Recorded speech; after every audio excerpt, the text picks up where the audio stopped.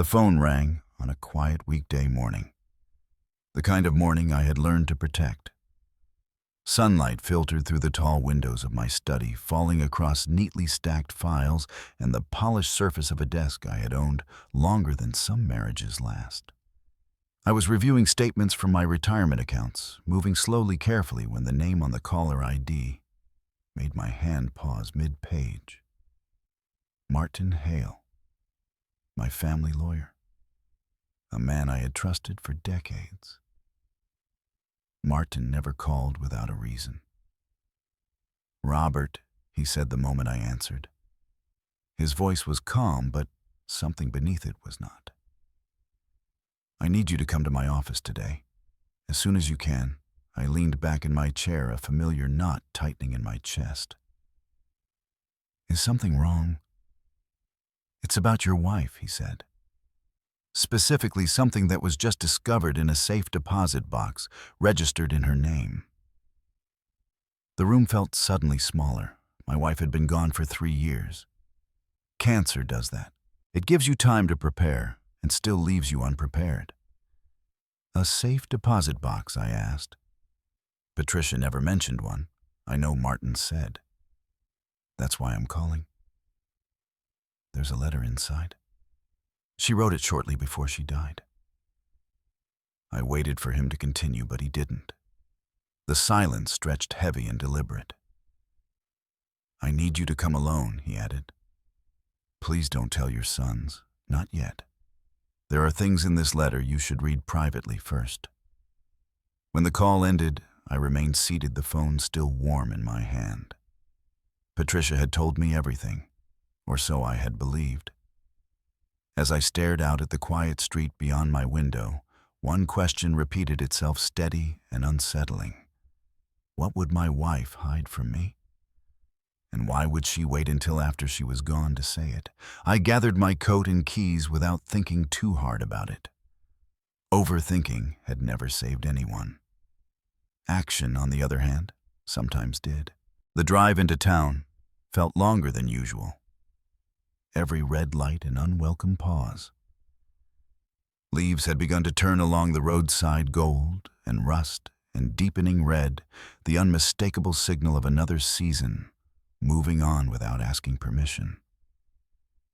Patricia had loved autumn. She said it was honest. Beautiful because it didn't pretend to last.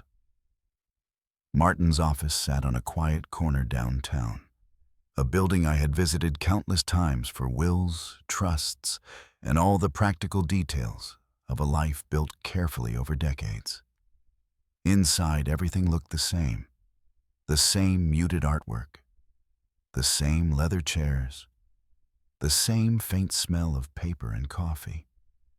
And yet something felt off, like walking into a familiar room after the furniture has been rearranged in the dark. Martin stood to greet me, but did not smile. He gestured for me to sit and took his place across the desk without small talk. Between us, he placed a slim envelope, cream-colored, unmarked except for my name written in handwriting I would have recognized anywhere.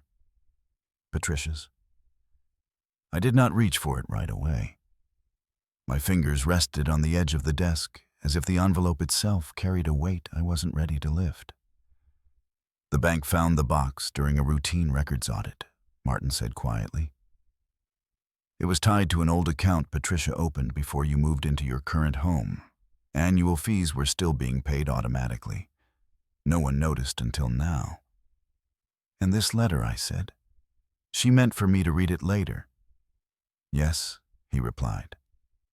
"Based on the date she wrote it a few weeks before she passed. She was lucid, very clear."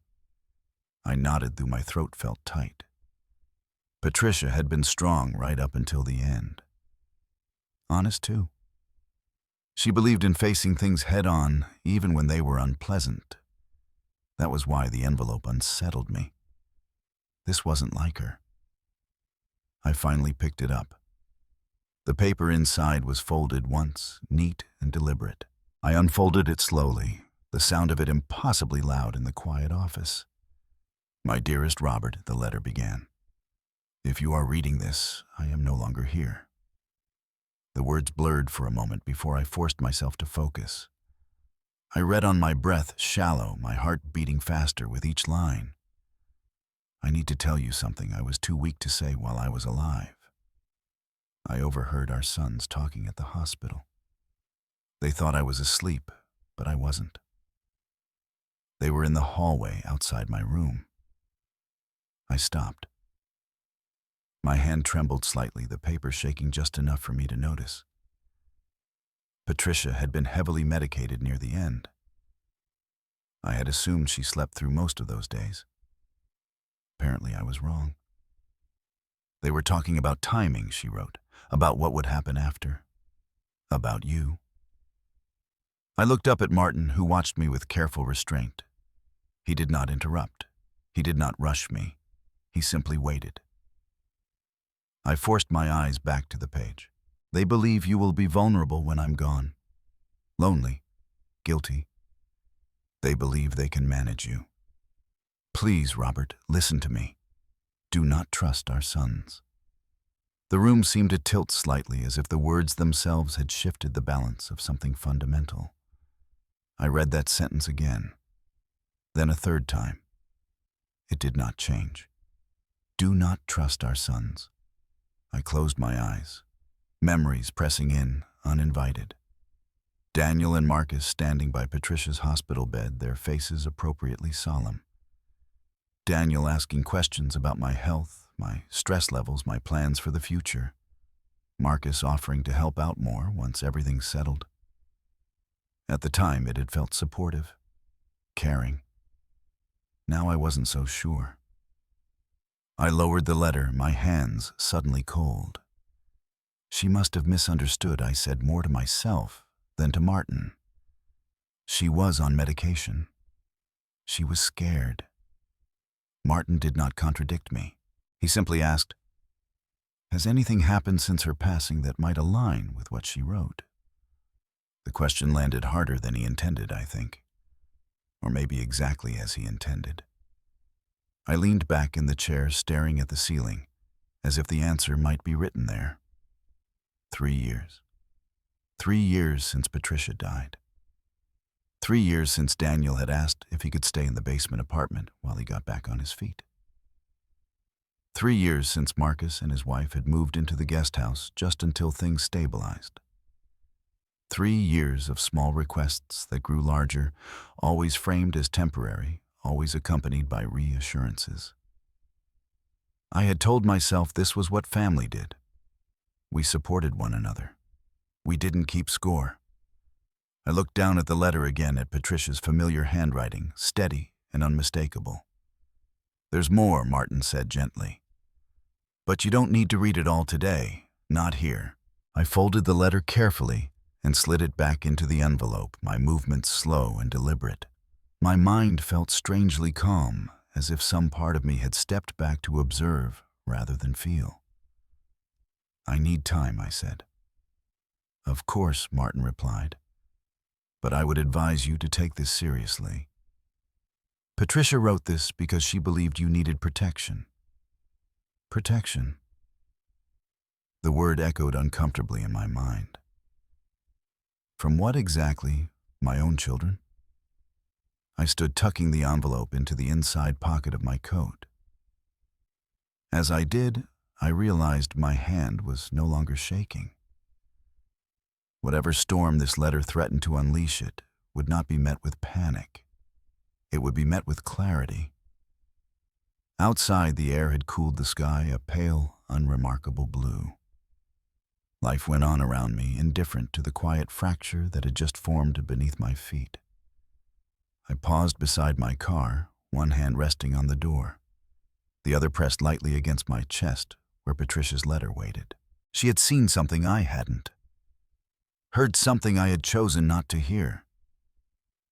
As I started the engine, one thought settled in with uncomfortable certainty. If my wife had been right, then the last 3 years of my life would need to be examined not as a period of healing, but as something else entirely. I didn't open the letter again until that night. The house had settled into its familiar rhythm, the kind that only comes after dinner dishes are stacked and the television murmurs in another room. I sat alone in my study, the door closed, the lamp casting a soft circle of light across the desk. Outside, crickets filled the darkness with their steady chorus. Inside, everything felt suspended, as if the air itself was waiting. I slid the envelope from my coat pocket and placed it in front of me. For a long moment, I just looked at Patricia's handwriting. It was precise, slightly slanted to the right, the same handwriting that had labeled our photo albums and grocery lists, the same handwriting that had signed birthday cards and anniversary notes for 40 years. Seeing it now felt like touching her hand after knowing she was gone. I unfolded the letter, carefully smoothing the crease with my palm. "My dearest Robert," it read again. "If you're reading this, I'm gone. I wish I were strong enough to tell you this in person, but I'm not, and I won't be." My throat tightened. I swallowed and kept reading. "I need you to know that what I'm about to say comes from love, not anger. I overheard Daniel and Marcus at the hospital 2 months ago. They thought I was asleep. I wasn't. They were standing outside my room, speaking quietly, but not quietly enough. I closed my eyes for a second, picturing that hallway. The antiseptic smell, the muted beeping of machines, the way voices carried even when people tried to keep them low. I had been down the hall getting coffee at the time, or so I remembered. I hadn't been there to hear what she had. Daniel asked how much time I had left. Marcus said maybe 2 months, maybe 3. They talked about what would happen after. About you. I felt a dull pressure behind my eyes. Not tears yet, but something close. Patricia had been listening to her sons discuss her death, like a scheduling issue, like a milestone they were waiting to pass. The thought made my stomach turn. "They believe you will be lost without me," she wrote. "Lonely, vulnerable. They believe that if they are patient, they can guide your decisions. Please understand this, Robert. They are not angry boys. They are not grieving men. They are planning." I stopped reading and leaned back in my chair, staring at the ceiling. Planning. The word carried a weight that accusation never could. It wasn't a moment of weakness or desperation she was describing. It was intent. "No," I murmured aloud, the sound of my own voice jarring in the quiet room. That can't be right. I thought of Daniel sitting at the kitchen table just last week, telling me about a potential opportunity he was excited about. Marcus offering to handle a repair on the guest house so I wouldn't have to worry about it. They had been attentive, considerate even. Hadn't they? I looked back down at the letter. "Daniel wants you to invest in something he calls a business. He will say it's temporary. He will say it's almost ready. It isn't real, Robert." I had a friend look into it quietly. There is no company, just a website and promises. My breath caught. Daniel had mentioned that business more than once. He had shown me a sleek website, talked about growth and timing, and how close he was to bringing everything together. I had admired his ambition. I had been proud of him for trying again after a few setbacks. "Marcus is in trouble too," she continued.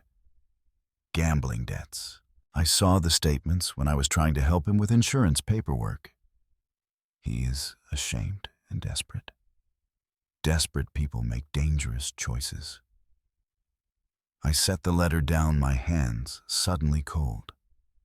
The room felt smaller, the walls pressing in just enough to make me aware of my own breathing. Patricia hadn't written this in a moment of fear. She had written it with clarity, with evidence, with time to think. I picked the letter up again, my eyes scanning the page more slowly now, absorbing each word. "They will tell you they need help getting back on their feet. They will say it's only for a little while. They will make you feel guilty for having security when they don't.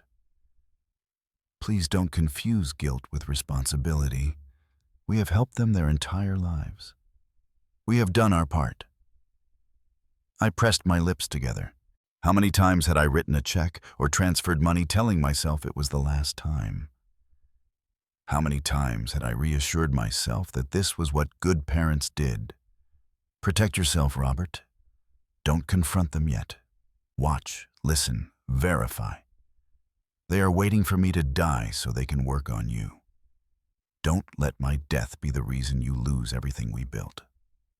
The last lines were written more heavily, the ink slightly darker. I love you. I'm sorry I wasn't strong enough to say this while I was alive. Please be stronger than me.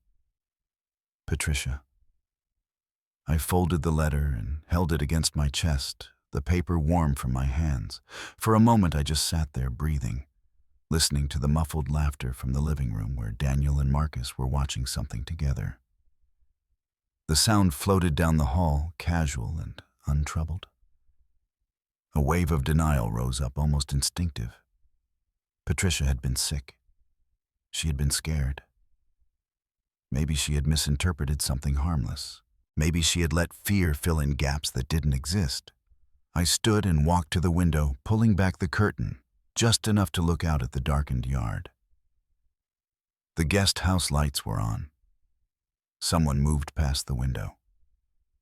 Life continued unaware of the fracture forming beneath it. I thought back to the hospital, to those last months. The way Daniel would ask the doctors pointed questions about prognosis. The way Marcus would linger near my shoulder when conversations turned to insurance or paperwork. At the time, I had thought they were being helpful, responsible. Now those memories felt different, sharper, less innocent. Still part of me resisted. They were my sons. I had held them as babies taught them to ride bikes, watched them graduate. I had made mistakes as a father, yes, but I had never believed them capable of seeing me as something to manage. I returned to the desk and opened my laptop, staring at the blank screen without really seeing it. My mind replayed Patricia's words again and again. Do not trust our sons. Not advice, not a suggestion, a warning. I closed the laptop and leaned forward, resting my elbows on the desk. If she was wrong, then this letter would fade into nothing more than a painful curiosity. But if she was right, then ignorance was no longer an option. There was a knock at the door. I jumped slightly, then cleared my throat. Yes? Daniel's voice came through the wood. Dad. You okay in there? We're heading out for a bit. I'm fine, I said, keeping my tone steady. Drive safe. Always, he replied, cheerful as ever. Footsteps moved away. A door opened and closed. The house settled again, quieter this time. I sat back down and stared at the envelope on my desk. Patricia had carried this knowledge alone while she was dying, choosing to protect me, even then choosing not to shatter my world while she was still in it. The weight of that choice pressed down on me harder than the letter itself. Martin's question echoed in my mind. Has anything happened since her passing that aligns with what she wrote? I thought of the basement apartment that had become permanently occupied. The guest house that no longer felt like mine. The steady escalating requests that always arrived wrapped in reassurance. I thought of how rarely either of them talked about leaving, about independence, about building something of their own. For the first time, I allowed the possibility to form fully without pushing it away. What if Patricia hadn't misunderstood anything at all? I slid the letter back into its envelope and placed it in the desk drawer, locking it. Not because I wanted to hide it, but because I needed it safe. This wasn't something to wave around or confront with. This was something to measure reality against. As I turned off the lamp and prepared to leave the study, one thought settled in, unwelcome but undeniable. If even half of what Patricia had written was true, then the past 3 years of my life were not a story of family pulling together after loss. They were something else entirely. And before I could decide what to do about it, I would need to see clearly without excuses, without sentiment. I needed to watch.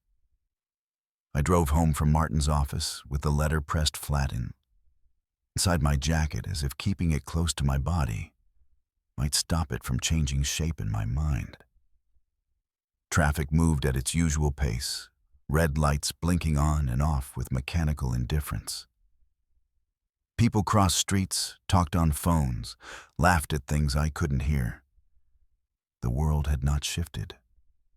Only my understanding of it had. By the time I pulled into the driveway, the house looked exactly as it always had. White siding, trimmed hedges, the front porch Patricia had insisted on, even when the architect said it was unnecessary. I sat in the car for a moment longer than usual, hands resting on the steering wheel, listening to the engine tick as it cooled. The letter felt heavier now, not physically, but in the way a truth gains weight the longer it goes unspoken. Inside the house was anything but quiet. Laughter drifted from the living room, the television turned up louder than I liked. Shoes sat by the door that were not mine. A jacket hung over the banister, unfamiliar, carelessly placed. None of this had bothered me before. Tonight it all registered differently. Dad Marcus called when he noticed me. "You want anything?" "We ordered takeout." "No, thank you," I said. My voice sounded normal. That surprised me. I walked past the living room without stopping and headed toward the study. As I closed the door behind me, the soft click of the latch felt deliberate, almost symbolic. For the first time since Patricia died, I wanted space that it was truly my own. I took off my jacket and sat down at the desk, not opening the drawer where the letter rested. I didn't need to read it again yet. Its words were already moving through my memories, rearranging them. The first year after Patricia's death came back to me in fragments. The funeral, the endless casseroles, the quiet sympathy that followed me like a shadow wherever I went. Daniel had stayed late every night that first week, sitting at the kitchen table asking if I'd eaten if I was sleeping. Marcus called every morning, checking in, his voice gentle in a way I hadn't heard since he was a child. 6 months later, Daniel asked if he could stay in the basement apartment for a while, just until he got back on his feet.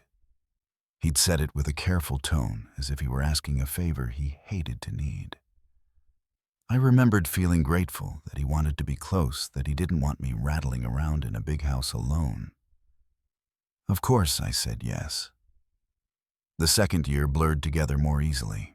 Marcus and his wife moved into the guest house after what they described as a rough patch. They promised it would be temporary. I didn't ask for timelines. It felt unkind to push. Patricia wouldn't have wanted that, I told myself. Family supported family. I thought about how often those phrases had guided my decisions. Family comes first. This is what parents do. They'll figure it out eventually. By the third year, the arrangements had settled into something resembling permanence. Daniel's boxes were fully unpacked. The guest house had been decorated personalized.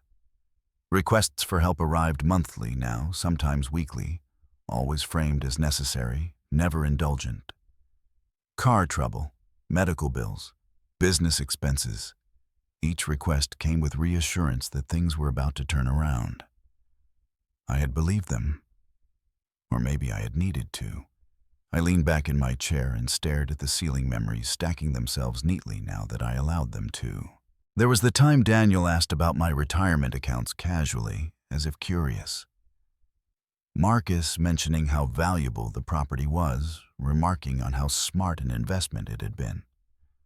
Comments I'd brushed off as idle conversation suddenly felt less so. I opened the desk drawer and took the letter out again. This time I read it slowly, without rushing, letting each sentence land before moving on. Patricia's words felt less like accusations now, and more like annotations notes scribbled in the margins of my life that I had ignored. They will make you feel guilty for having security when they don't. A memory surfaced uninvited. Daniel standing in the kitchen, arms crossed, joking about how unfair it was, that I could travel whenever I wanted while he was stuck worrying about money. I had laughed, then embarrassed, and offered to help. Watch, listen, verify.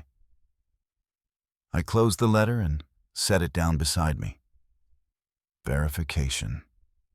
The word felt steady grounding. It wasn't about proving Patricia right or wrong. It was about understanding what was actually happening in my house. From the study, I could hear muffled conversation again. Marcus's voice rose and fell animated. Daniel laughed sharp and quick. There was nothing outwardly sinister about it. And yet I found myself listening more closely than I ever had before, not for words, but for tone. I thought back to the hospital hallway Patricia described. My son speaking quietly, believing they were alone. Speaking freely. The idea unsettled me more than the content of the letter itself. It suggested a version of them I had never been invited to see. I stood and walked to the window, looking down at the guest house. Lights glowed warmly inside. A television flickered. They looked comfortable, settled. I wondered when either of them had last talked about leaving. Shame crept in unexpectedly, not because of what they might have been doing, but because of how easily I had allowed my boundaries to dissolve. I had wanted to be the good father, the understanding one. In doing so, I might have made myself something else entirely. Managed. The word echoed in my mind, unpleasant and accurate.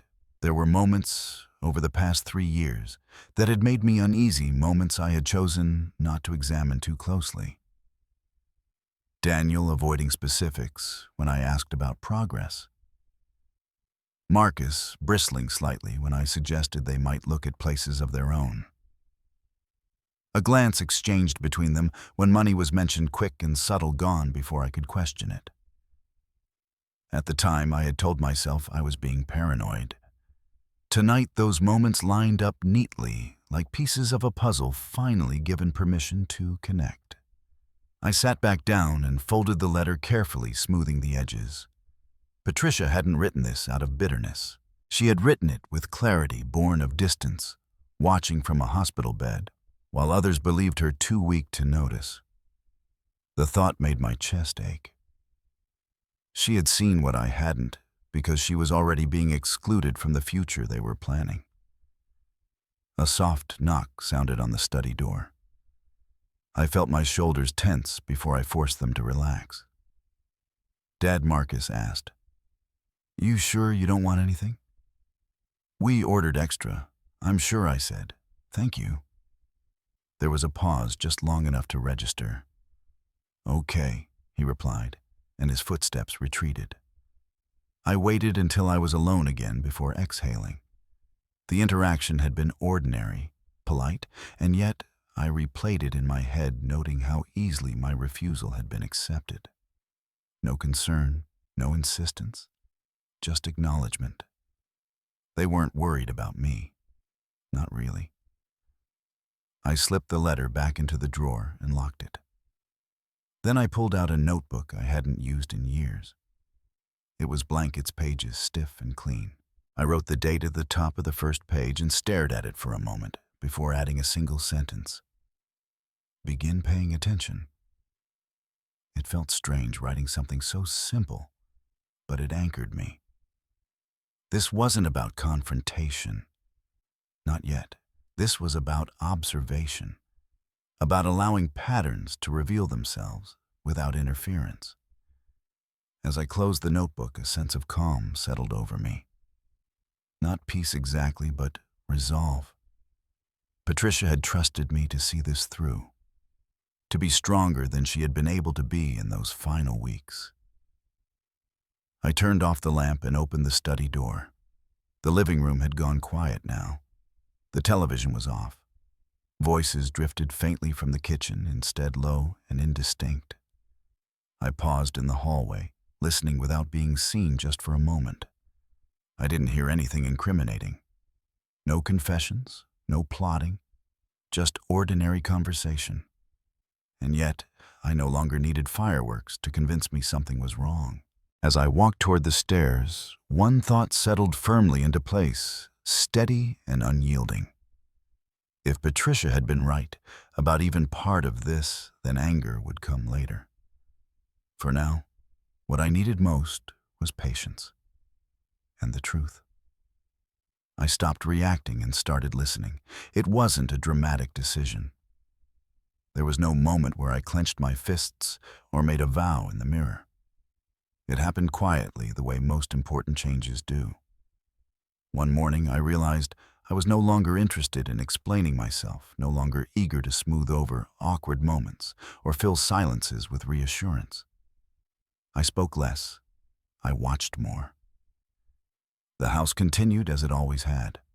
Breakfast dishes in the sink, doors opening and closing, conversations drifting down hallways. On the surface, nothing had changed. Underneath everything had. The opportunity to test the truth came sooner than I expected. Daniel caught me in the kitchen one afternoon as I was pouring coffee. He leaned against this counter, relaxed, scrolling through his phone. There was an ease to him, a confidence that came from believing the ground beneath him was solid. "Hey, Dad," he said. "You busy later?" "Not particularly," I replied. "Good," he said, slipping the phone into his pocket. "I might need your advice on something." Advice. The word was chosen carefully. I nodded non-committal and took a sip of coffee. "What's on your mind?" I asked. He launched into a familiar story. Progress on his venture. Conversations with potential partners. How close everything was to coming together. His tone was practiced upbeat without being too enthusiastic. I let him talk without interrupting, nodding occasionally, encouraging him to continue. At one point, he mentioned a meeting scheduled for the following week. Gave a specific date, a specific location. I filed it away quietly. "That sounds promising," I said when he finished. He smiled, clearly satisfied. "Yeah, it is. Just need a little more time." Time. Always time. Later that evening, I found myself alone with Marcus on the back patio. He was nursing a drink, staring out at the yard as if lost in thought. The conversation drifted naturally, touching on work, the weather, nothing of consequence. Then I steered it gently, casually toward Daniel. "He mentioned he has an important meeting next week," I said. "Sounds like things are finally lining up for him." Marcus frowned slightly. "Next week?" "Yes," I said, keeping my voice even. "Wednesday, I think." "That's strange," Marcus replied. "He told me it was pushed to the end of the month. Said the investors needed more time." I didn't react. I didn't correct him. I simply nodded and took another sip of my drink. "Huh," I said. "Maybe I misunderstood." Marcus shrugged. "Could be. You know how these things are." I did know. Or at least I was beginning to. That night I sat in my study and wrote the two statements down side by side in my notebook. No commentary, no conclusions, just facts. The discrepancy sat there on the page, undeniable. One lie I told myself did not make a pattern, but it did demand attention. The moment that removed doubt came a few days later. Daniel asked me for a favor small by his standards. He needed access to one of my old contacts, someone I had known professionally for years. Claimed it might help move things along. I agreed, curious, and sent the introduction email myself, careful to word it neutrally. The reply came back within hours. I read it twice, then a third time. The contact had never heard of Daniel's company, had never been approached, had no meeting scheduled. In fact, the entire premise Daniel had described didn't exist outside of his conversations with me. I sat very still. The glow of the computer screen reflected faintly in the darkened room. There was no room left for misunderstanding. This wasn't optimism gone awry or plans changing last minute. This was fabrication. The lie wasn't about protecting himself from embarrassment. It was about maintaining access. I closed the email and leaned back in my chair, a strange calm settling over me. I expected anger, maybe even panic. What I felt instead was clarity. Cold, sharp, unmistakable. The realization hurt more than I had anticipated. Not because of the money or the deception, but because of what it revealed about how I was seen. I wasn't a father in need of honesty.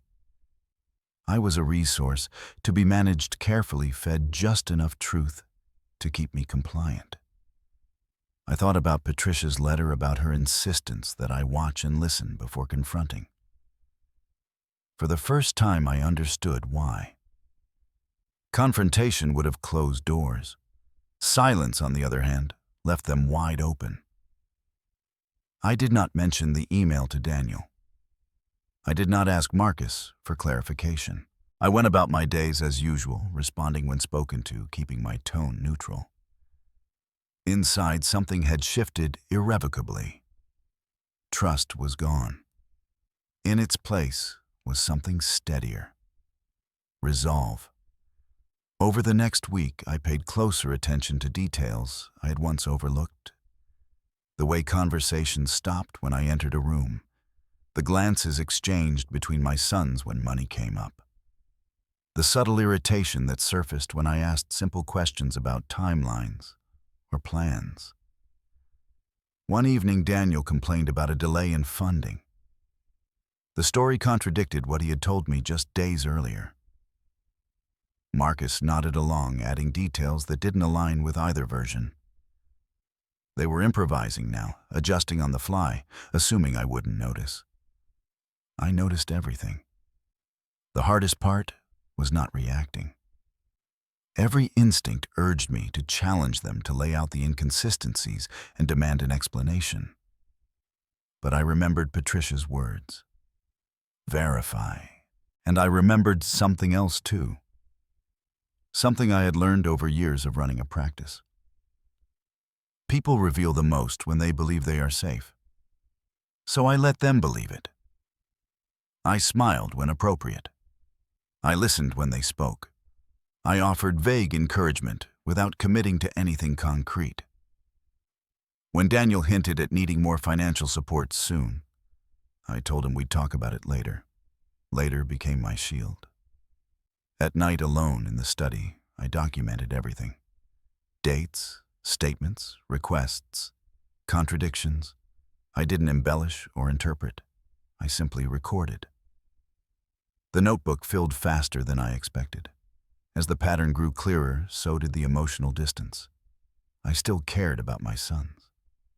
That hadn't vanished. But caring no longer meant surrendering my judgment. One afternoon, Marcus made an offhand remark that sealed it for me. We were in the driveway loading groceries from the trunk. "Good thing you're set for life, Dad," he said lightly. "Makes all this easier, right?" He meant it as reassurance, maybe even gratitude. I looked at him then, really looked at him, and saw not malice, but assumption. The assumption that my stability existed for their convenience. That my role was to absorb risk so they wouldn't have to. That assumption was the line I could not ignore. That night I closed the notebook and sat in the dark, the weight of the truth settling fully into place. There was no misunderstanding to clear up, no emotional appeal that would fix this. The lies were intentional. The contradictions, strategic.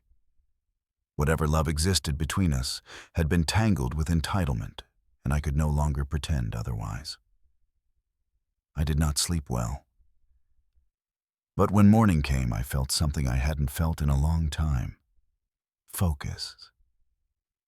I was done guessing, done excusing, From this point forward, every decision would be made with open eyes, and I would remain silent just a little longer.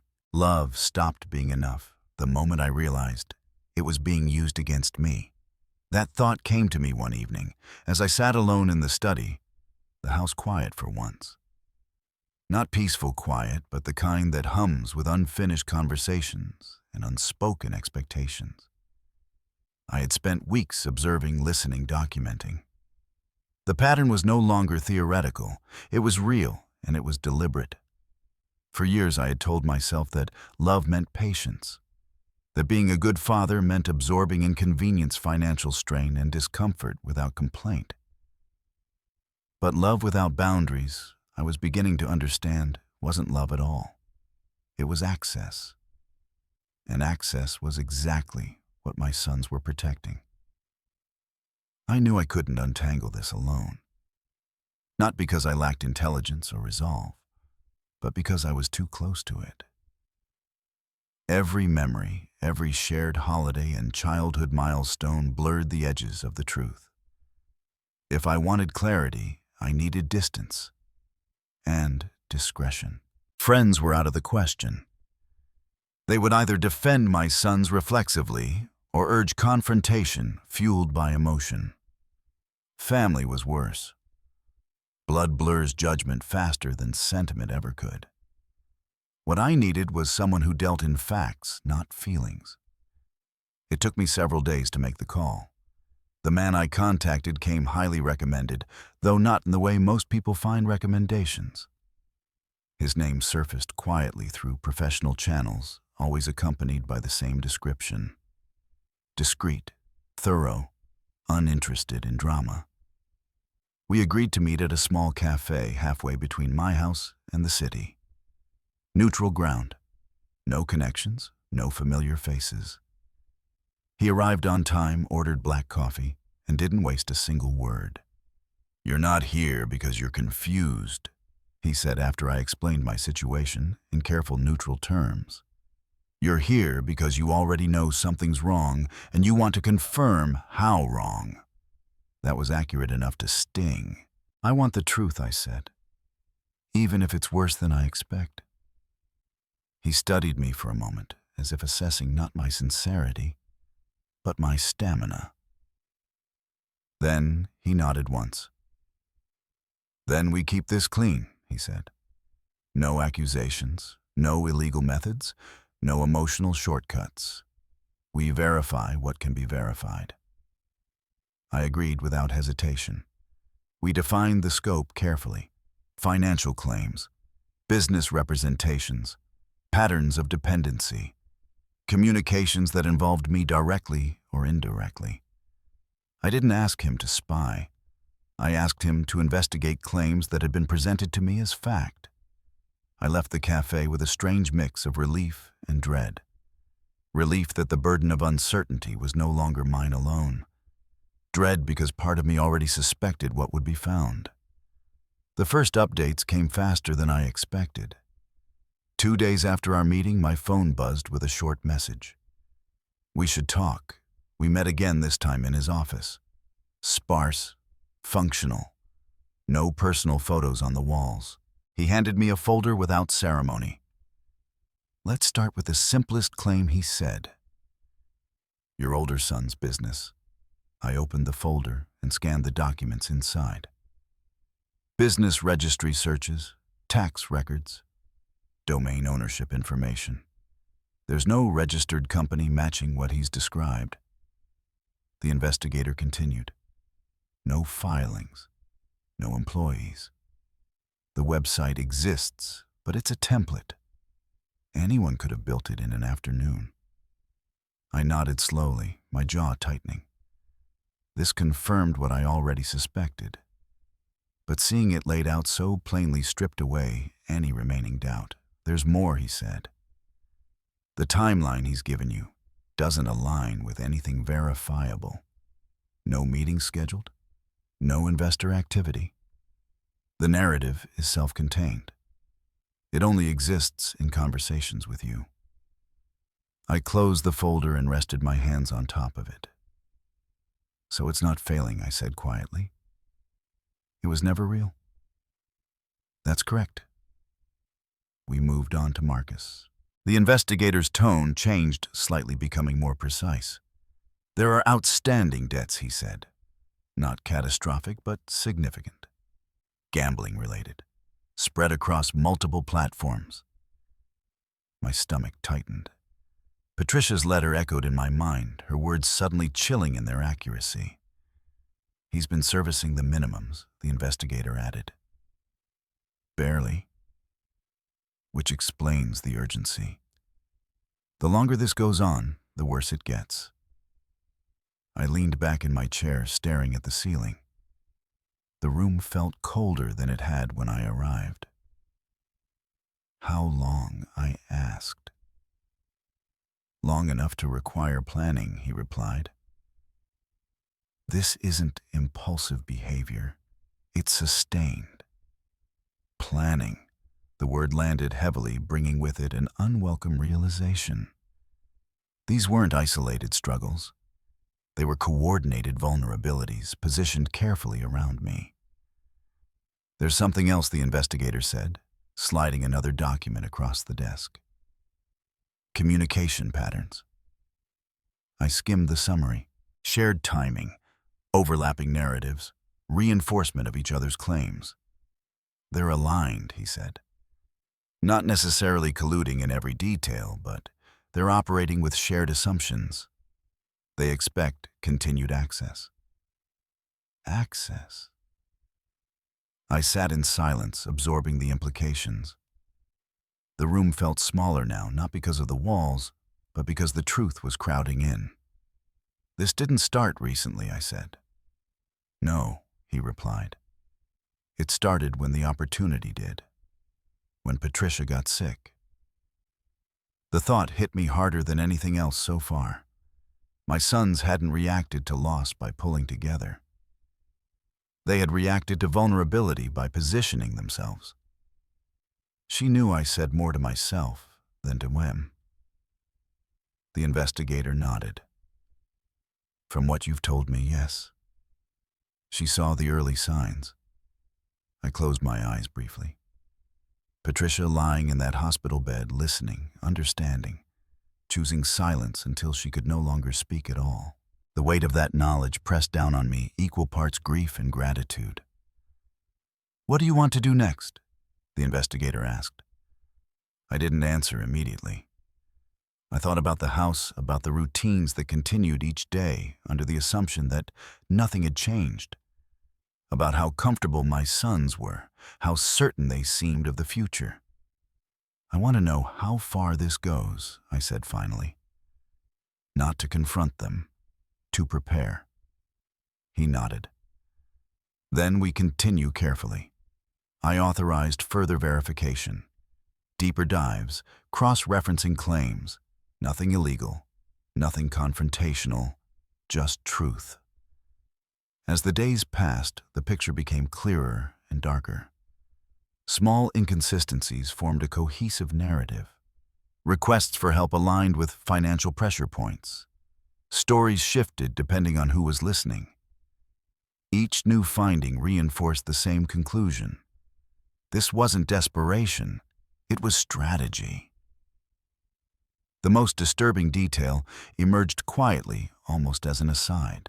A note about how certain decisions were discussed in my absence. How my reactions were anticipated, even predicted. They talk about timing, the investigator said. About waiting. About patience. I felt something cold settle in my chest. They're not worried about you saying no, he continued. They're confident you won't. That confidence hurt more than any lie. I ended the meeting with a simple instruction. Keep going. Driving home, I thought about the letter again, about Patricia's plea to protect myself.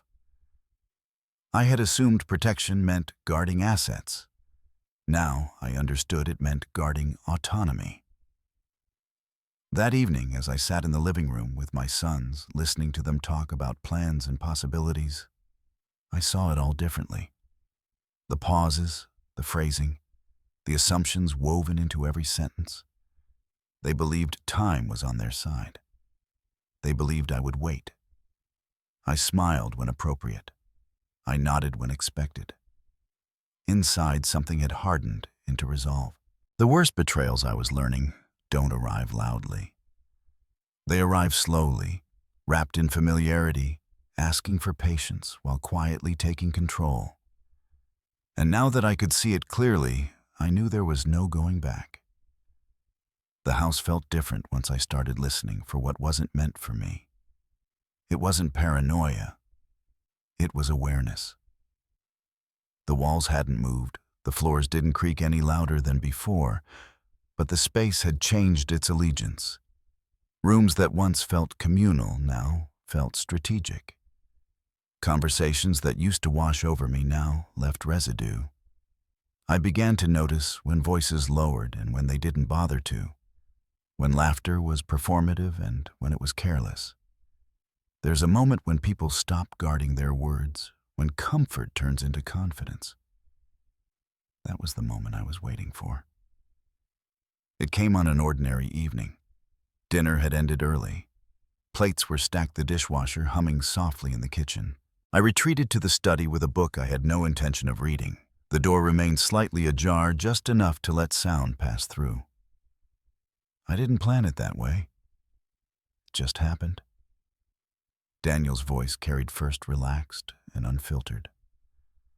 I'm telling you, we can stretch this longer than you think. Marcus laughed. Not nervous, not forced, comfortable, as long as we don't push too hard. He still needs to believe it's his idea. The words hit me like a quiet slap, not sharp enough to stagger me, but enough to sting. What about the money you mentioned? Marcus asked. The extra support, soon, Daniel replied. Not yet. You don't ask when someone's still processing. You wait until they think helping proves they're still useful. Useful. I sat very still, my book resting open in my lap, the words blurring into nothing. My heartbeat slowed instead of racing, a strange, unnatural calm settling over me. They were talking about me. Not with anger, not even with resentment, with strategy. Marcus's voice dropped slightly. And if he says no, Daniel scoffed. He won't. He hates feeling like he's abandoning us. That guilt does half the work. There was a pause, then a third voice joined in, lighter, careless. Daniel's partner. What about later? She asked. When things change? They won't, Marcus said. Not unless something big happens. He's loyal to Mom's memory. That keeps him predictable. Predictable. The word echoed in my mind, hollow and final. I leaned back in my chair, careful not to make a sound. My hands rested calmly on the arms, fingers relaxed. If I moved now, if I reacted, the moment would fracture. The truth would retreat behind politeness and concern. I needed them to keep talking. Daniel spoke again, his tone almost instructional. We just need to manage expectations, keep him feeling involved, needed. Once everything's settled, we're fine. What if he changes the will? His partner asked. Marcus snorted. He won't. He avoids uncomfortable conversations. Always has. I closed my eyes, not in pain, but in recognition. They weren't wrong about my past. I had avoided conflict. I had prioritized harmony. I had mistaken patience for strength. They had noticed. They had adapted. I stayed where I was until the conversation drifted into trivialities and then faded entirely. Only then did I stand, the book still open in my hand, my movements unhurried. I closed the study door quietly and sat at the desk, the room suddenly feeling too small to contain what I had just heard. This wasn't about money. That realization came with surprising clarity. Money was a tool. The real objective was control, influence, predictability. They weren't waiting for me to fail. They were waiting for me to fade. I thought about Patricia in that hospital bed, listening to similar words spoken just outside her room. How alone she must have felt in that moment. How quickly she must have understood what I was still struggling to accept now. They were waiting for weakness, not illness, not confusion. Just the slow erosion of authority that comes with age, grief, and dependence. They were patient because patience benefited them. I opened the notebook and wrote down what I could remember word for word. Not to relive it, but to anchor it. Memory distorts under pressure. Ink doesn't. As I wrote, something inside me shifted. The pain was still there, but it had changed shape. It was no longer sharp. It was heavy, settled like a truth that had finally found its place. I wasn't angry. That surprised me. Anger would have been easier, cleaner. Anger would have justified shouting accusations, emotional release. What I felt instead was grief layered with clarity. They had already redefined me in their minds. Not as a father, not as a man with agency, but as a variable to be managed. That was the moment I stopped being their parent, not emotionally, not biologically, but strategically. Parents nurture, targets are calculated. I didn't confront them. Not that night, not the next day. I moved through the house as usual, answering questions, nodding at stories, maintaining the illusion they depended on. They were relaxed now, convinced their assumptions were correct. That confidence became their weakness. Over the following days, more moments surfaced. A whispered comment that stopped when I entered the room. A discussion about timing that assumed I wasn't listening. Each instance confirmed what I already knew. The most disturbing realization came quietly, as these things often do. They weren't just planning around my money. They were planning around my life, around my choices, around who I might see, where I might go, what I might want in the future. They didn't want to support me. They wanted to contain me. I sat alone one afternoon, the house empty for once. Sunlight stretching across the hardwood floors. I thought about how easily love can be weaponized when it's assumed instead of earned. How loyalty can become leverage. Patricia's letter replayed in my mind, her insistence that I protect myself. I had thought protection meant safeguards and paperwork. Now I understood it meant something deeper. It meant refusing to be diminished. That evening, Daniel asked casually if I had thought any more about helping him bridge the next few months. His tone was light, almost playful. "Not yet," I said. "I'll let you know." He smiled satisfied and moved on. I watched him walk away, noticing how certain he was, how unafraid. I returned to the study and closed the door, sitting in the quiet with the weight of everything I now knew. There was no going back to innocence, no way to unhear what had been said. But there was something else taking shape beneath the grief. Resolve.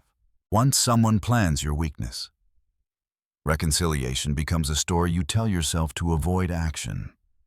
Love can survive distance. It cannot survive exploitation. I had reached the point of no return, not because I wanted revenge, but because I wanted dignity. And that would require more than listening. It would require action. Hope didn't disappear all at once. It thinned. It wore down quietly over several nights, when sleep came in fragments and left behind the same conclusion each morning. I stopped waking up wondering if I had misunderstood something. I stopped asking myself whether patience would fix it. What lingered instead was certainty, heavy and unmoving. That was the night I accepted they would not change. I sat alone at the kitchen table long after the house had gone still. The overhead light turned off, only the faint glow from the hallway illuminating the surface, where Patricia and I had shared 1,000 ordinary meals. I tried to imagine a version of the future, where I confronted my sons, laid everything out, and watched remorse bloom across their faces. The image felt hollow. Not impossible, just dishonest. They weren't confused. They weren't lost. They were comfortable. I began to make a different list in my head. Not of what I was losing, but of what could still be saved. My autonomy, my peace. The home Patricia and I had built as a place of refuge, not strategy. The legacy she had protected, even as she lay dying, choosing silence over chaos, foresight over confrontation. I had crossed a line already by listening instead of reacting. Now I needed to decide whether I would stop halfway or finish what clarity demanded. The law was not something I had ever associated with personal survival. It had always lived in the background, a structure you leaned on when needed and ignored when not. But now I saw it differently. Law was not punishment. It was boundary made visible. I called a different attorney the next morning. Not Martin. Not someone who knew my family history or had watched my sons grow up. I needed someone with clean edges and no emotional investment. We met in a small office with plain walls and no photographs. The attorney listened without interruption as I laid out the situation. Not dramatically, not with accusation, just facts, patterns, intent. When I finished, he leaned back in his chair and said, "What you're describing isn't a family disagreement, it's exposure." That word settled into me like truth. He explained the options calmly, methodically. Asset protection, trust structures, control mechanisms that did not require confrontation or consent. Tools that once implemented could not be undone with apologies or pressure. Anything reversible invites negotiation, he said. Negotiation invites manipulation. I thought of Daniel's confidence, Marcus's assumptions, the way they spoke about patience, timing, predictability. "I don't want anything temporary," I said. He nodded once. "Then you're talking about irrevocable decisions." I hesitated only long enough to feel the weight of what that meant. Irrevocable didn't just apply to documents, it applied to relationships. "I understand," I said. The paperwork took days, not because it was complicated, but because it was thorough. Each document was reviewed carefully, every clause considered. There was no triumph in the process. No sense of victory, only focus. I signed my name again and again, each signature, an acknowledgement that I was closing doors I had once assumed would always remain open. As I did, grief surfaced unexpectedly. Not grief for what my sons had done, but for the version of fatherhood I had believed in. The idea that love alone could protect you. That patience would be rewarded with honesty. Those beliefs dissolved quietly under the weight of ink and paper. When it was finished, the attorney looked at me and said, "This will change how they see you." "They already changed how they see me," I replied. I walked out of the office feeling lighter and heavier at the same time. Lighter because the ambiguity was gone. Heavier because there was no turning back. That evening, I returned home and moved through the rooms slowly. The house felt the same, but I didn't. Every familiar surface carried a new clarity.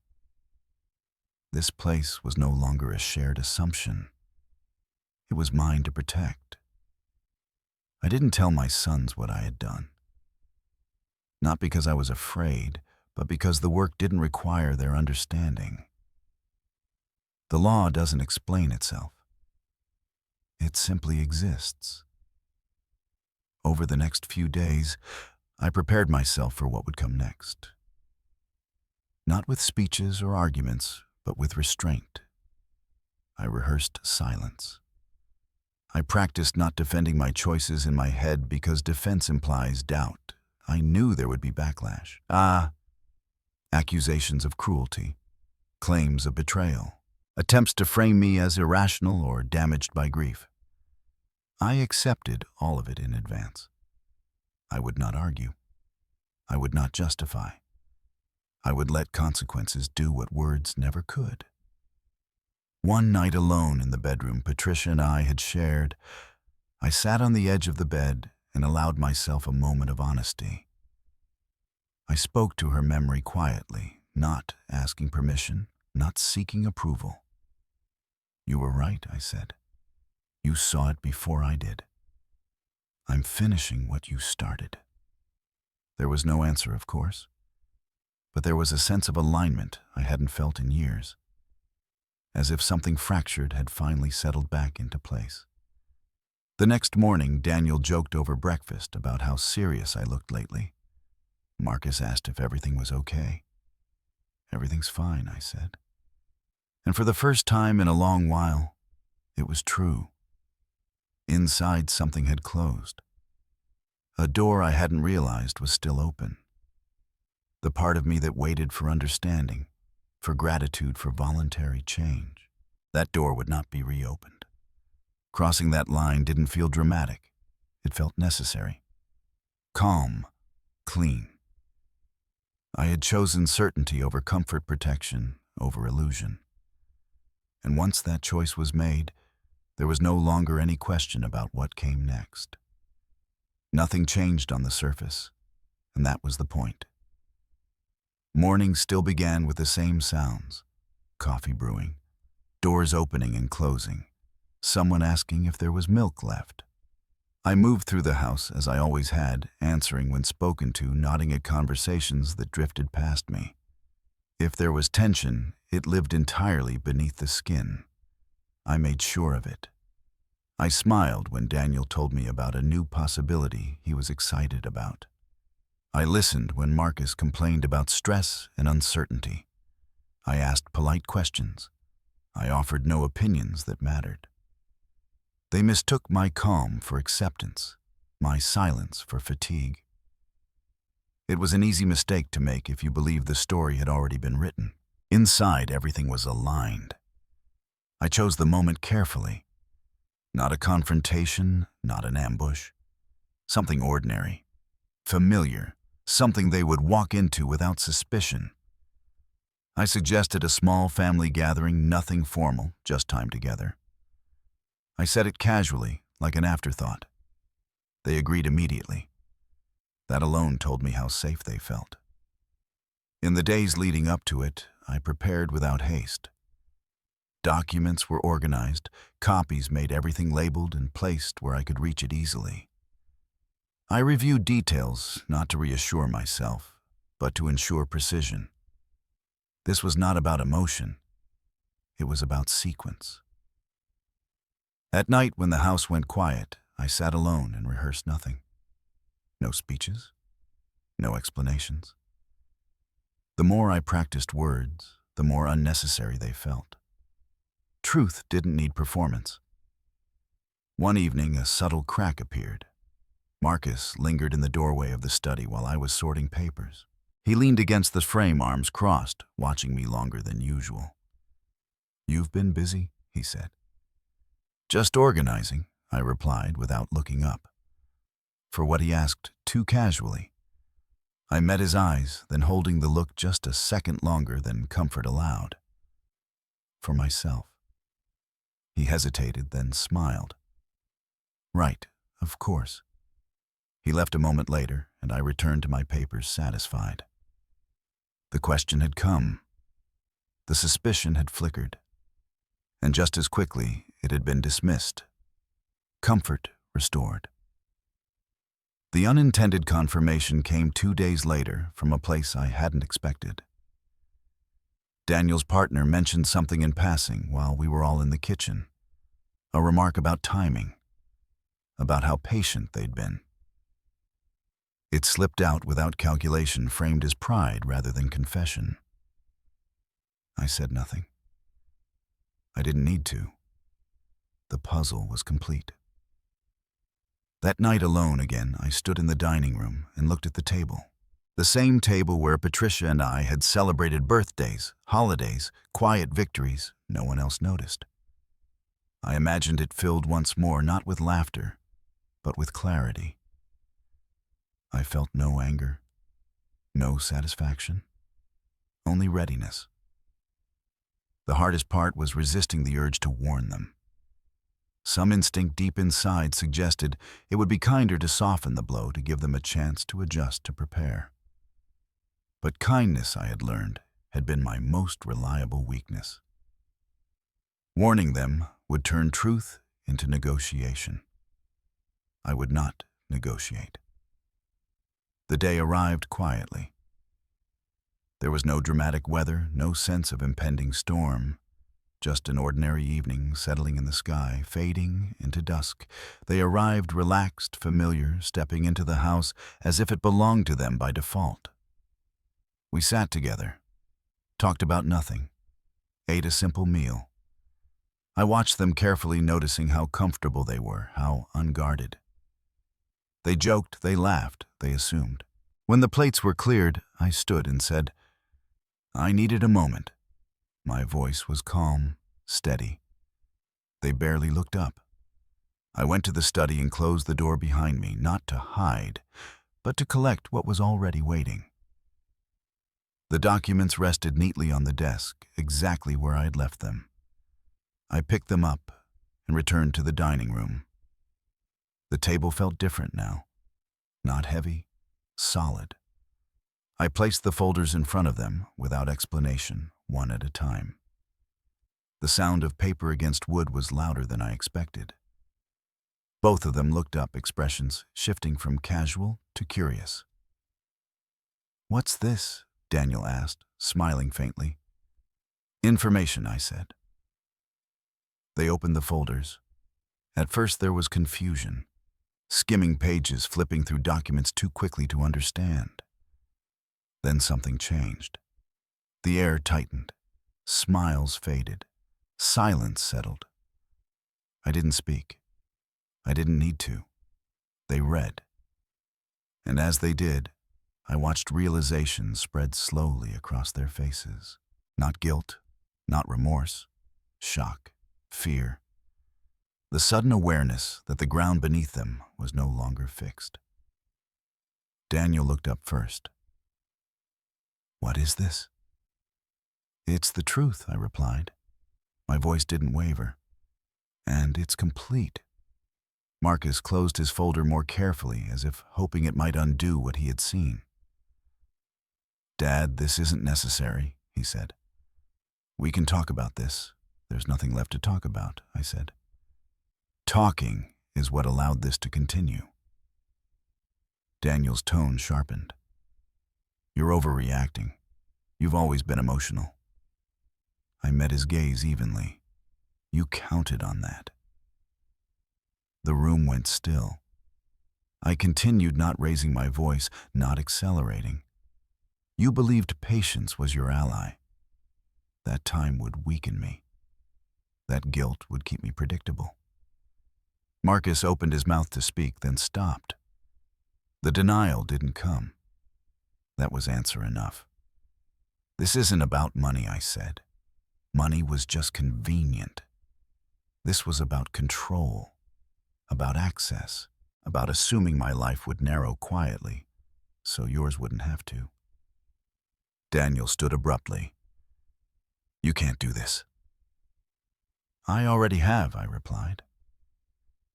The finality of that statement landed with more force than anything else I could have said.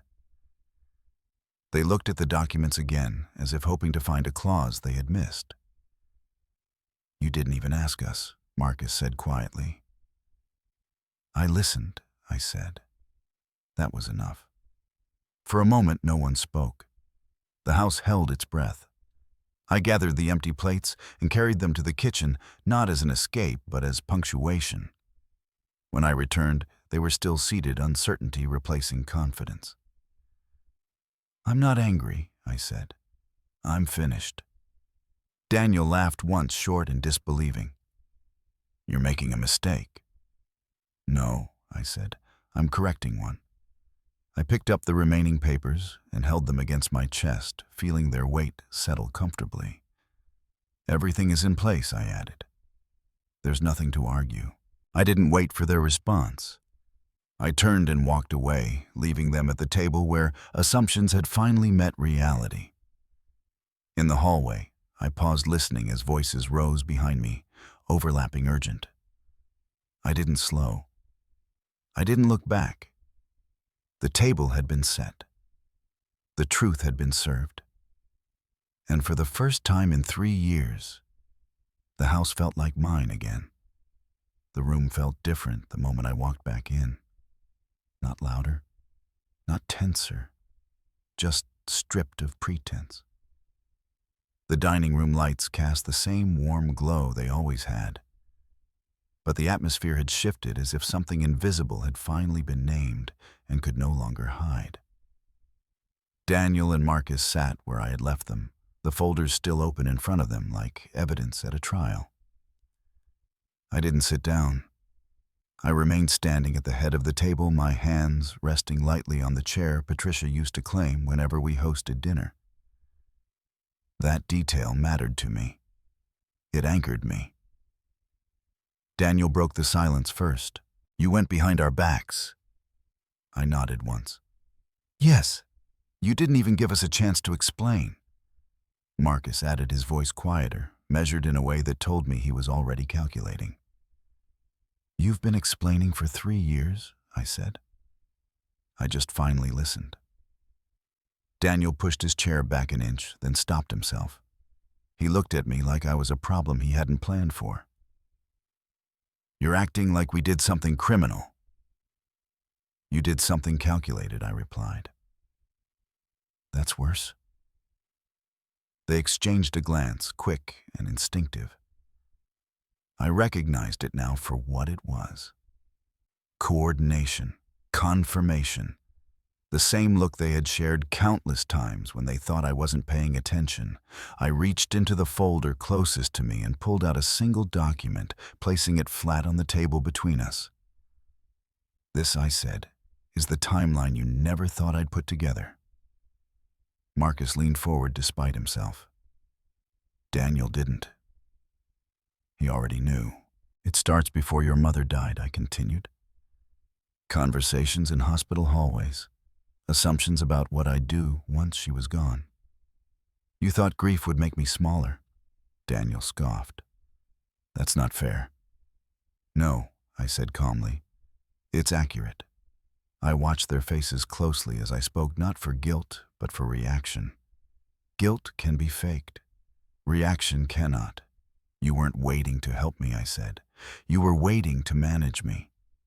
To keep me dependent on the idea that I was still needed, so I wouldn't notice how little control I had left. Marcus's jaw tightened. You're twisting this. I'm naming it, I replied. You just don't like how it sounds. Daniel stood up, then palms flat on the table. You think you're the victim here? We were struggling. You were planning, I said. There's a difference. His voice rose. You don't know what it's like out there. I met his gaze evenly. I know what it's like to be reduced to a resource. The room went quiet again, heavier this time. Marcus finally spoke. Okay, he said carefully. Let's say we made mistakes. That doesn't justify this. Cutting us off, freezing us out. I didn't cut you off, I said. I cut off access. There it was. The distinction they hadn't expected. This isn't punishment. I continued, it's protection, and it's already done. Daniel's eyes flicked back to the documents. You can't just decide that. I didn't decide, I said. I acted. He laughed once, sharp and hollow. You think paperwork makes you untouchable? No, I said. Clarity does. I let that settle before continuing. You believe this was about money, I said. that if you managed the flow carefully enough, you'd get what you wanted without resistance. Marcus swallowed. Isn't that what this is about? I shook my head slowly. If it were just money, we wouldn't be having this conversation. I would have written checks and kept pretending. Daniel's voice dropped. Then what is it about? I looked at both of them, really looked at them, and spoke the truth they had been circling without naming. It's about control, I said. About isolating me. About making sure my world got smaller while yours stayed wide. They didn't respond immediately. They didn't deny it, either. You talked about timing, I continued. About waiting. About patience. You counted on my loyalty to your mother's memory. On my avoidance of conflict. On my need to believe you were still my sons before you were anything else. Marcus exhaled slowly, as if releasing a breath he'd been holding for years. You're overthinking this. No, I said. I finally stopped underthinking it. I reached into my pocket and pulled out the envelope. Patricia's handwriting was still visible, faded slightly now from being handled. She heard you, I said, placing the envelope on the table. When you thought she couldn't? She understood what I didn't, and she warned me. Daniel froze. What is that? Her letter, I replied. Written before she died. Marcus's eyes widened. She wouldn't. She did, I said. And she was right. The silence that followed was different from before. It wasn't defensive. It was exposed. Daniel sat back down slowly. So, what now, he asked.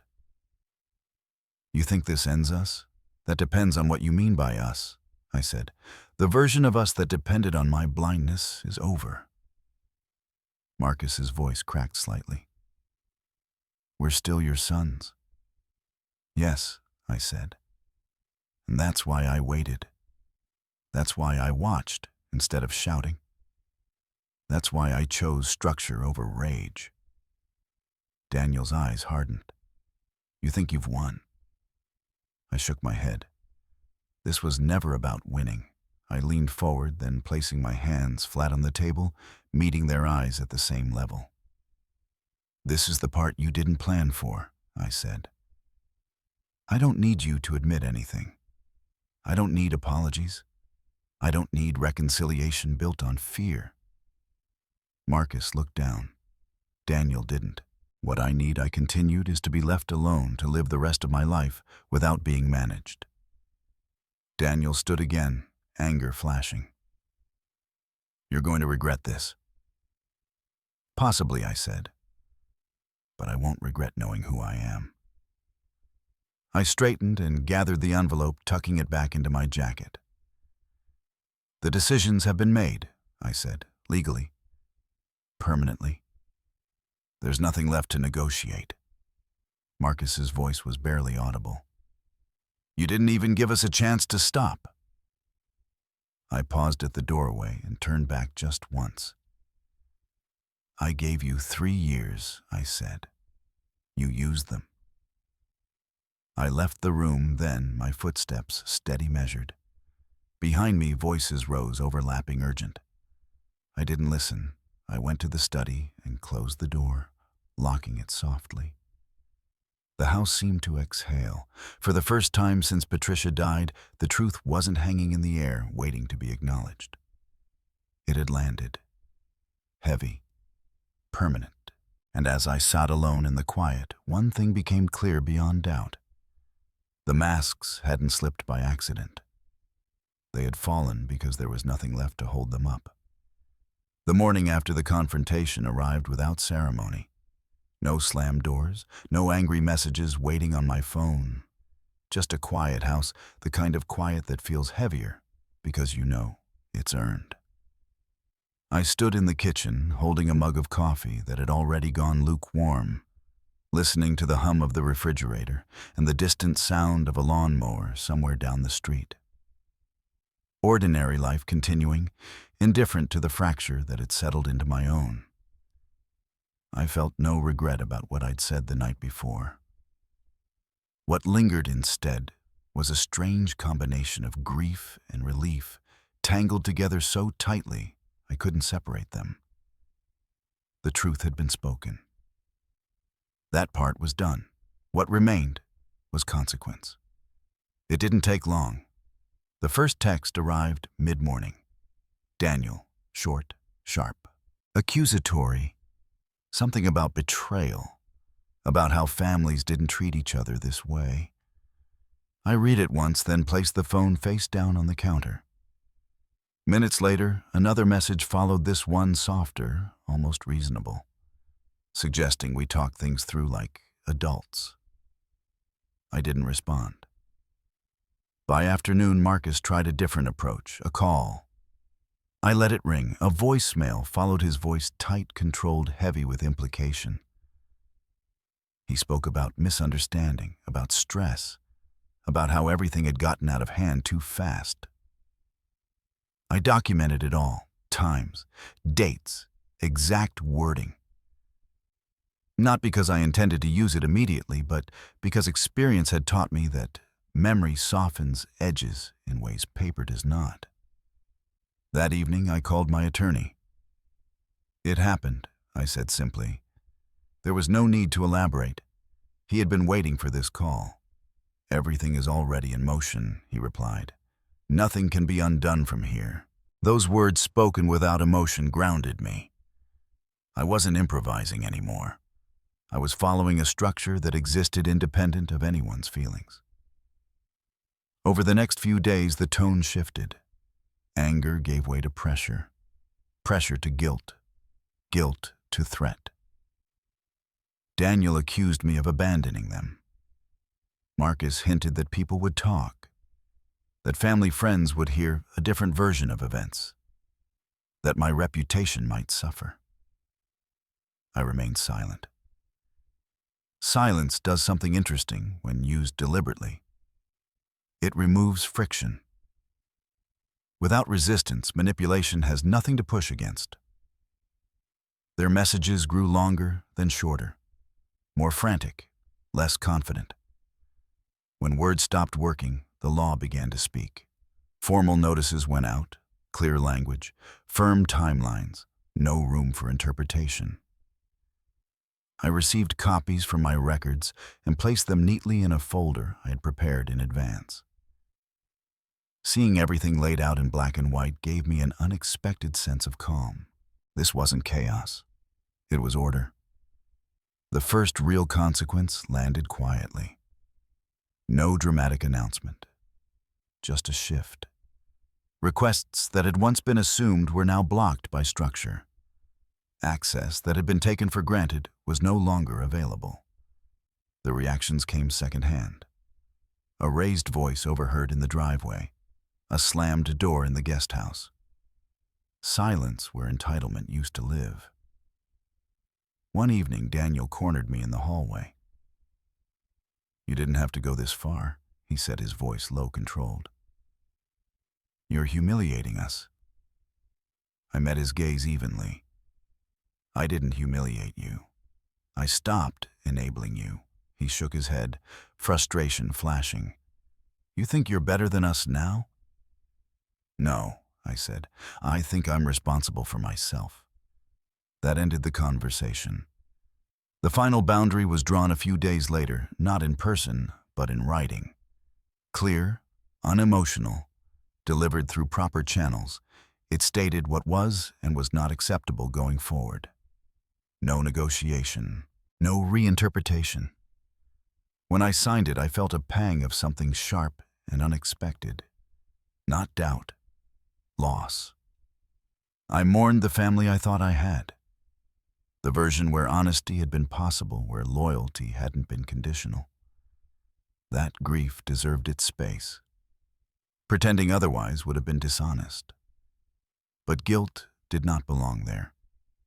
Guilt implies wrongdoing. Setting boundaries is not wrongdoing. Allowing exploitation, I was learning, is.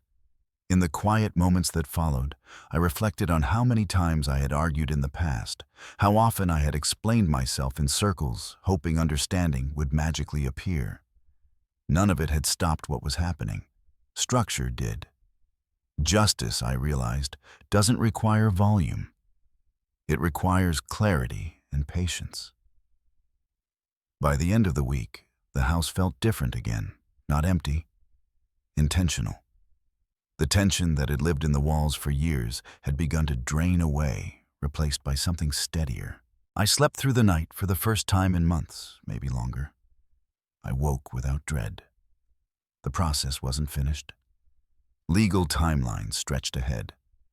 Practical adjustments still needed to be made. But noted somewhere deep inside me was the certainty that the hardest part was already over. I had stopped fighting. And in doing so, I had stopped being pulled apart. Consequences. I understood now, don't shout. They don't argue. They arrive quietly, take their place, and stay. And for the first time since Patricia died, that felt like enough. The house emptied in stages, not all at once, not with a dramatic exit or a final argument shouted across the driveway. It happened gradually through boxes, carried outdoors closing more carefully than before, conversations reduced to logistics. The shift was subtle but irreversible. I watched it happen without intervening. The first change was sound. Fewer footsteps overhead. Fewer late-night conversations bleeding through walls. The constant hum of other lives orbiting mine began to fade, leaving behind a quiet that felt unfamiliar, but not unwelcome. Daniel stopped trying to talk to me by the third week. His anger had burned hot and fast, then cooled into something brittle. He avoided eye contact when we passed in shared spaces, his shoulders tight, his movements clipped. Marcus lasted longer, oscillating between resentment and appeal, as if he believed there was still a version of me he could reach. There wasn't. The day Marcus asked if we could sit down one last time, I knew it was over. We met in the living room, the same room where Patricia used to read on Sunday afternoons, her legs tucked beneath her glasses sliding down her nose. Marcus sat stiffly on the edge of the couch, hands clasped together, rehearsed concern etched into his expression. "I don't understand why you're doing this," he said. "We're still family." I looked at him for a long moment before answering. "Family doesn't require me to surrender myself," I said. "And it doesn't survive on entitlement." He opened his mouth, then closed it. Whatever argument he had prepared didn't fit the shape of that truth. "I hope one day you understand," I added, not unkindly. He nodded once, stood, and left without another word. That was the last real conversation we had. The rest was procedural. Dates were set, arrangements finalized, terms enforced without commentary. I let the system do what it was designed to do, resisting the urge to soften edges that had already been rounded too many times. When the final day arrived, it felt strangely ordinary. A moving truck idled at the end of the driveway. Boxes were loaded with efficiency, no wasted motion. Daniel supervised silently. Marcus paced. Their partners stayed in the car windows, rolled up, faces turned away. No one asked me to come outside. No one looked for closure. I stood at the study window and watched them leave, not with satisfaction, but with acceptance. The chapter had ended, whether any of us wanted it to or not. When the truck disappeared from view, the house exhaled. I walked through each room slowly, taking inventory of what remained. Empty shelves, clean floors, a faint echo where sound used to linger. The spaces felt larger now, not because they had changed, but because I had. That evening I sat alone at the dining table with a simple meal and no distractions. No television, no phone. Just the quiet rhythm of eating and thinking. I expected loneliness. What I felt instead was relief. Relief that I no longer had to anticipate requests. Relief that conversations no longer carried hidden agendas. Relief that my silence was now chosen, not imposed. The days that followed were marked by small, deliberate acts of reclaiming. I rearranged the study, moving Patricia's desk back to its original position. I donated items that no longer served a purpose. I opened windows and let fresh air move through rooms that had been stagnant for years. Each act felt symbolic without being sentimental. I began writing again, not for documentation this time, but for reflection. Mornings at the kitchen table, pen moving slowly across paper, capturing thoughts I hadn't allowed myself to articulate before. I wrote about love and limits, about the difference between generosity and self-erasure, about how easily people confuse endurance with virtue. Most of all, I wrote about Patricia.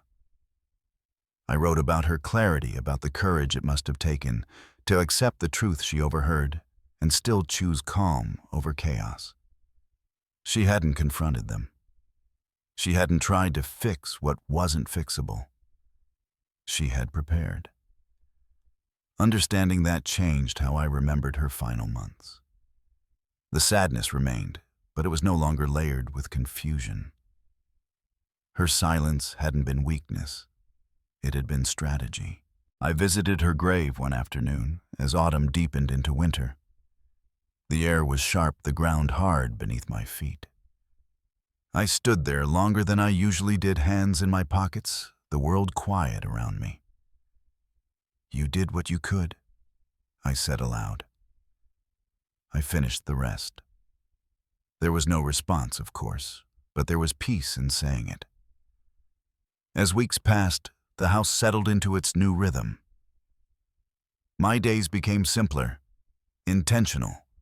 I cooked meals I enjoyed, took walks without checking the time, slept deeply.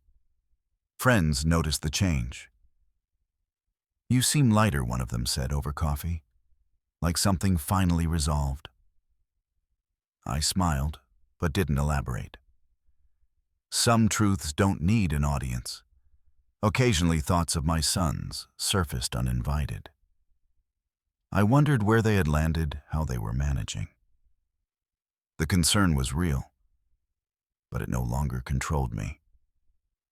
Their paths were theirs now, shaped by choices they had made long before I stepped aside. I had done what I could as a father. What I would not do was continue sacrificing myself to preserve a version of family that existed only in memory. One evening, as winter settled in fully, I sat by the fire with Patricia's letter in my hands. I had read it countless times by then, but that night felt different. The words no longer felt like a warning. They felt like a release. She had trusted me to act, and I had. The realization settled gently, not as triumph, but as completion. I closed the letter, placed it back in its envelope, and returned it to the drawer where I kept the things that mattered most.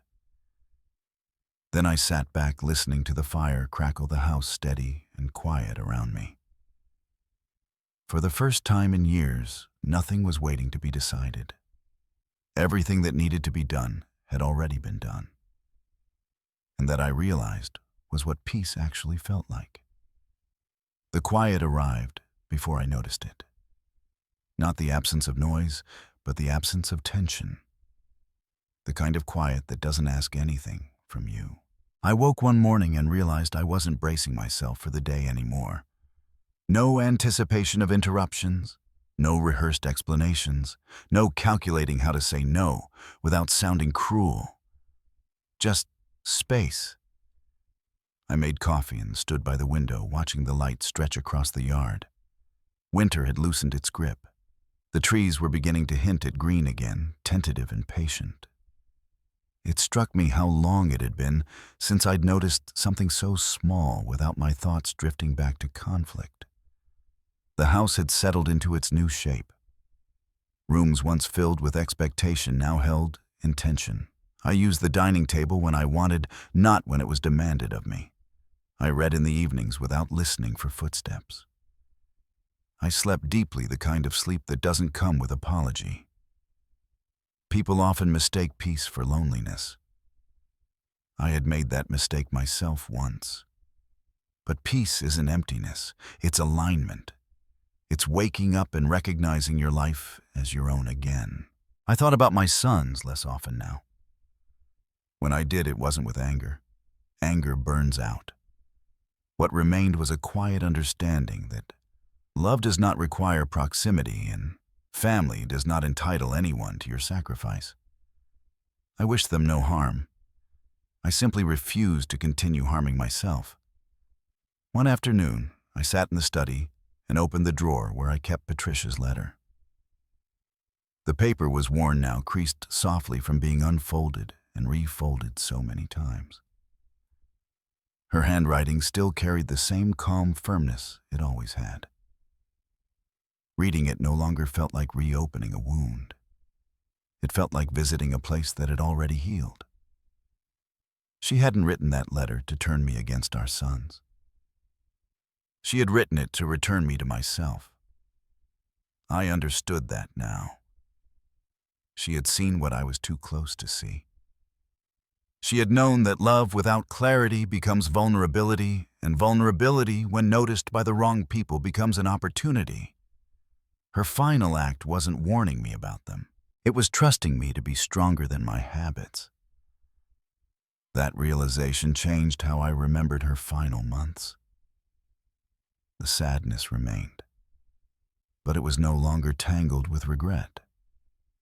She hadn't been powerless. She had been precise. She had chosen foresight over confrontation, preparation over panic. I carried that with me as I began shaping the next chapter of my life.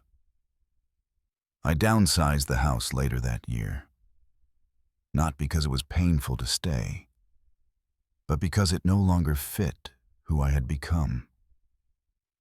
I chose a smaller place with land enough to breathe, rooms enough for comfort, nothing more than I needed. Letting go felt easy this time. I traveled alone, not to escape, but to arrive somewhere without expectations. I visited places Patricia and I had once talked about, walking streets we had imagined together. I took photos.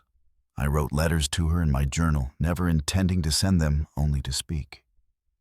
I volunteered at the cancer center where she had spent her final weeks, sitting with people who were afraid, who needed someone to explain paperwork, or simply hold space while the world slowed down. It felt right, useful, grounded. Helping strangers, I realized, was simpler than trying to save people who didn't want to change. Months passed. Seasons turned. The trust I had created did its quiet work, protecting what needed protection, ensuring that what Patricia and I built would serve something larger than entitlement. Scholarships were funded, donations made.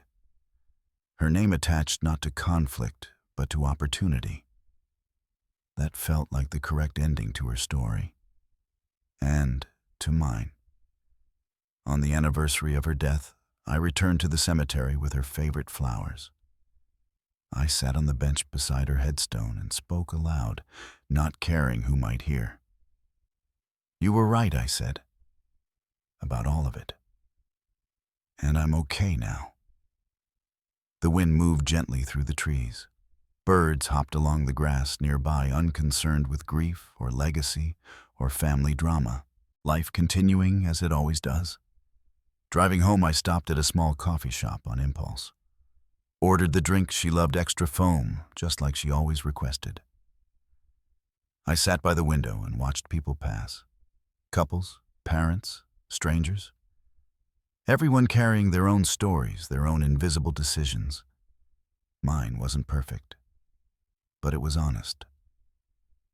That night, back in my quiet home, I opened my journal and wrote the final entry about this chapter of my life.